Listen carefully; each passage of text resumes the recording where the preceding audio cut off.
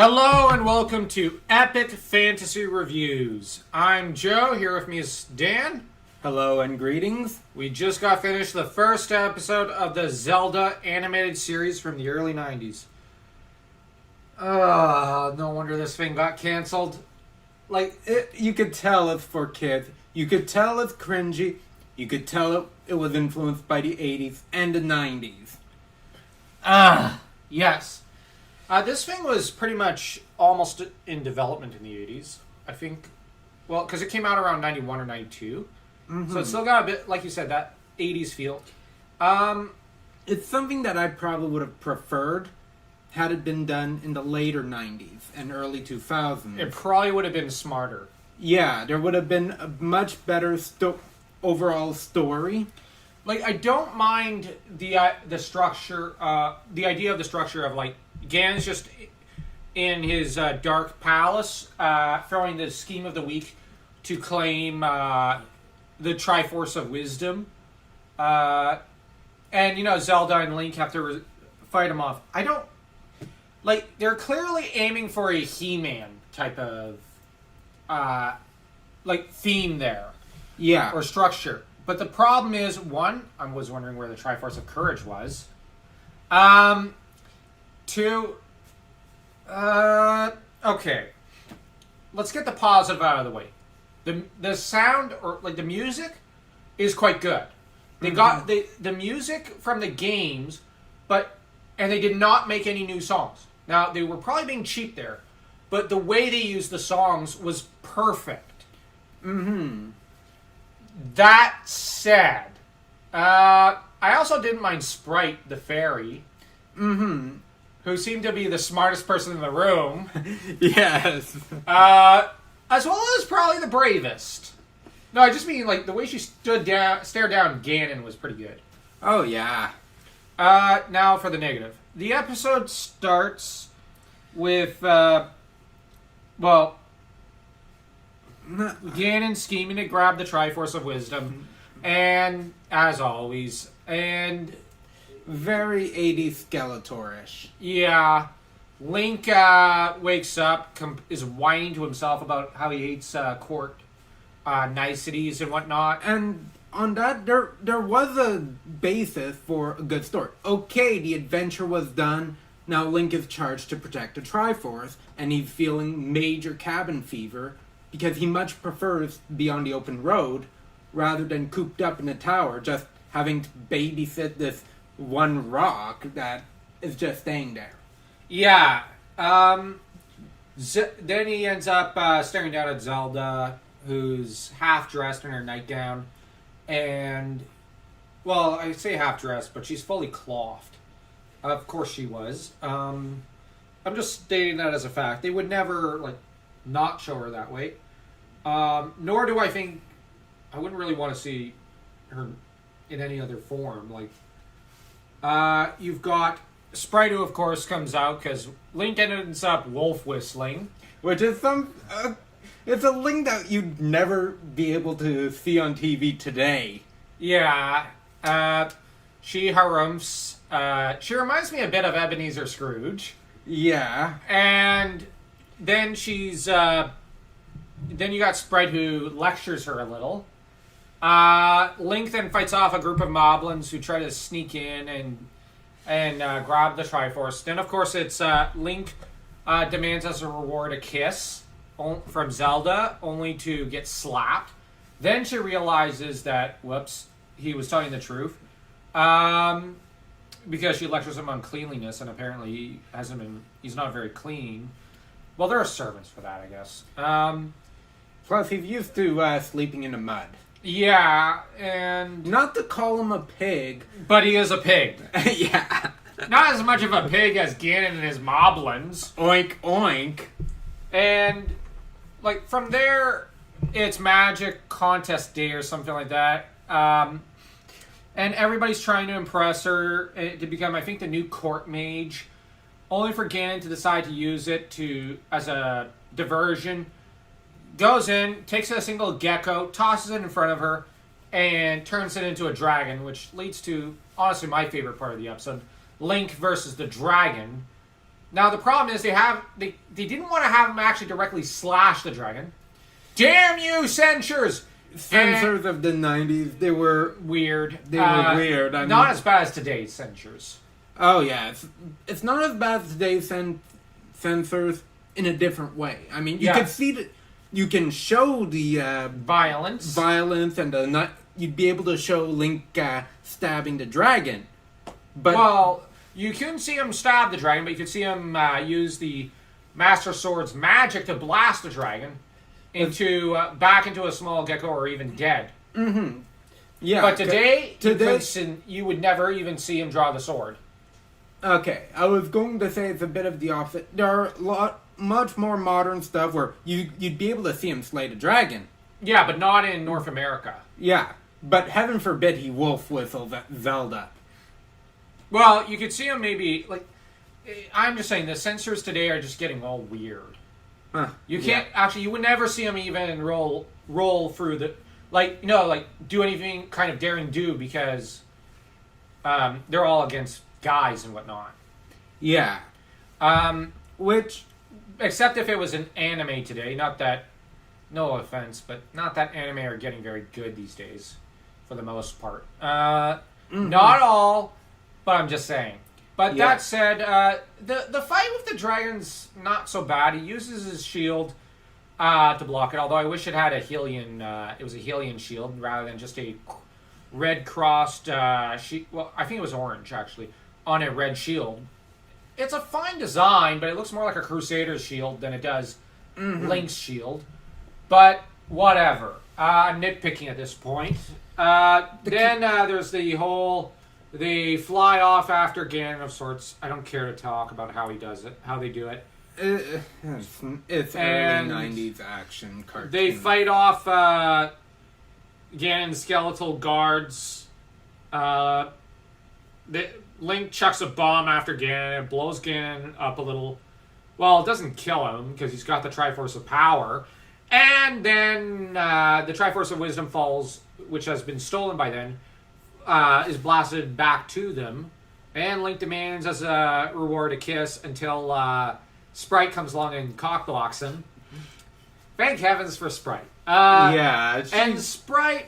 Well, we skipped over how Ganon had used the dragon as a diversion, snuck into the tower where Link lives, to grab the Triforce. And Sprite, surprised me, because she went, no. She went flew up in front of it, told Ganon no, and said, you're not getting it, Ganon. And he basically flicks her away, knocking her out. She has to know, she was probably only had, a 1% chance of surviving that fight. I don't like Ganon as a villain at this point because I find he's oversaturated and overused. Yeah. But he's still powerful. Now, thankfully, she was so far beneath his notice, he didn't care to blast her. So, yeah, we would have lost my favorite character thus far. Yeah. The characterization of Zelda and Link. Now, you gotta bear in mind, they didn't have too much to work with either. Mm-hmm. Zelda is occasionally pretty well characterized in comics. There are some good portrayals of her. I'm not a big Zelda fan, but there are. That said, she's a brat. But you know what? She's a teenage girl. She has a tsundere side. Yeah, they're clearly aiming for that archetype. Even though I think this was a Western cartoon. Yes, it was. Whatever. Link honestly behaves like okay. I've got a lot of friends who are Zelda fans, but when it comes to Zelda, the series, Link in this series behaves like I imagine a lot of Zelda fans kind of would behave were they in the game, because a lot, they don't want any other male characters except, invalids and fools. So, yeah, Link acts like a Legend of Zelda gamer might. And I know that's harsh, but... A hormonal teen boy. Obsessed with getting laid. Yeah. Now, that said, there are Zelda fans who don't act like that. Yeah. A lot, most. But I'm just saying there's a small minority of the fan base, which it's... they don't want... Like, they want nothing but... It's basically a harem game. Like, it's basically like Ranma, except, well, one, without any Akane Tendo, because, well, she's ugly. And like, you know what I mean? It's like that kind of thing, like how they kind of want their game with nothing but hot babes mooning over them. And not, like I said, 60 to 70% of the, if not 80% of the fan base or something, is not like that. And even if they say, and when they say, like, we're not sure about bringing in, like, a best friend male character, I get there are a lot of them who make good arguments against. Only because they're concerned about, like, okay, you bring in a best guy friend character. We don't want him to get the early Luigi treatment. Yeah. So why bother going with that if they're just going to screw it up? I've even seen some suggest, well, Rome in the comic, remember him from A Link to the Past comic? Yeah. Our previous Zelda review. I've seen some tell me if they had such a good character and they tossed him aside and misused him, why would you have any confidence in them to do it right with giving Link a support character? Which had me going, fair enough. It's just like Darunia is a joke. Like, all male characters outside Link are evil, stupid, or basically invalids. And whether mental or physical. And it's just like, can we just get one decent male character, speaking character and whatnot, who's not like, all right, hey Link, then disappears into the, like, in the background. Yeah. Like, I'm not asking for a character to take up Link's role. No, like, you look at Mega Man X, you've got Zero you can turn to. You have, with Mega Man, you have Proto Man and Bass you can turn to as cool anti-heroic or BFF male characters. Mario has Luigi and Toad he could turn to. Even Bowser, Gino, and Prince Mallow. You've got Fire Emblem. Okay, too many characters. But that said, now, female characters, Zelda has always typically has written them typically really well. Just saying, like, a lot of them are really well written. I'm just asking for them to kind of extend that great characterization to the male characters. Oh, of course. Yeah, and that's something that they can stand to learn. Now, that said, this Link did get a little annoying. Well, excuse me, princess. Oh my gosh, I wanted to strangle him by the second one. By the third one, I was wanting to throttle him? Yeah, I wanted to eviscerate him with his own sword. You could tell this was made for younger kids. Oh, yeah. This was our older brother's favorite segment of the Mario show. Yeah, our oldest brother really liked this show. It's like there was the Mario segment, there was the Link segment, and there was the Captain N segment. My favorite was always Captain N. Yeah. Me, I didn't really grow up with any of these. I grew up with Beast Wars and Reboot, so I had a better childhood. I'm just saying. I was about 4... Oh, and Spider-Man animated series. I was about 4 or 5 when this started. Yeah, like I said, I had a better childhood, so I didn't grow up with this. This is actually the first time I ever see the cartoon. And It's cringy. It's for a little... I mean... It's for 4 or 5-year-olds. It's like, go ahead and buy the DVD if you're going to show it to your little kids. Yeah, absolutely.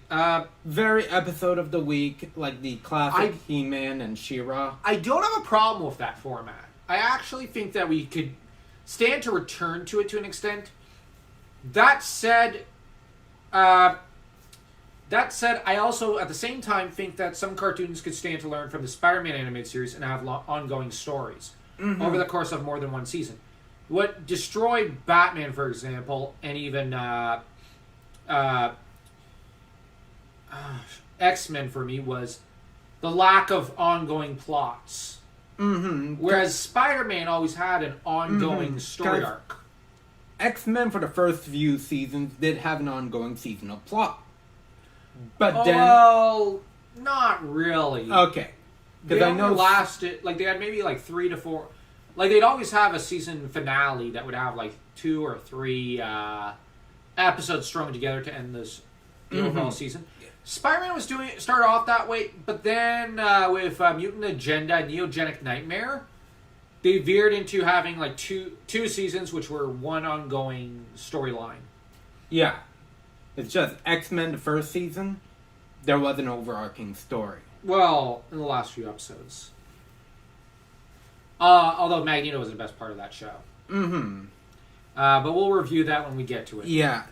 With champion reviews. This here... I'm not impressed. It's something that I might put on in the background. Yeah, same. I actually prefer Redwall. I really liked Redwall. We'll get to that at some point. This is just mindless stuff, and it's the kind of show that the morals are beaten over your head like in...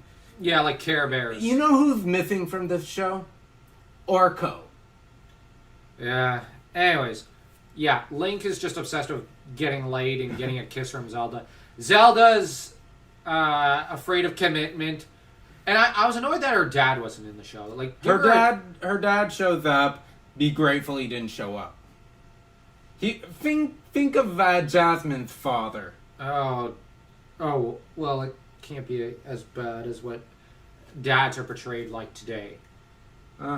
Fair. Except in Last Man Standing, because that's Tim Allen. Oh, of course. Tim Allen does it right. I don't mind Zelda actually being capable of combat in this series. Actually, that was one of the high points in this episode. And there are times throughout the series where she does save Link. Yeah, well, I'm just saying in this episode, the high points were probably the female characters. Zelda had her initial problems, but the minute they started getting her into combat, I found I actually appreciated her a lot more. So, anyways, how would you rate this episode?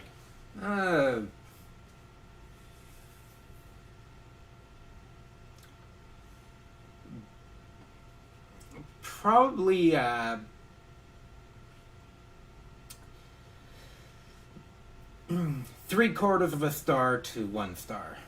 It's enjoyable. I'll rate it a 1/2 a star. Yeah.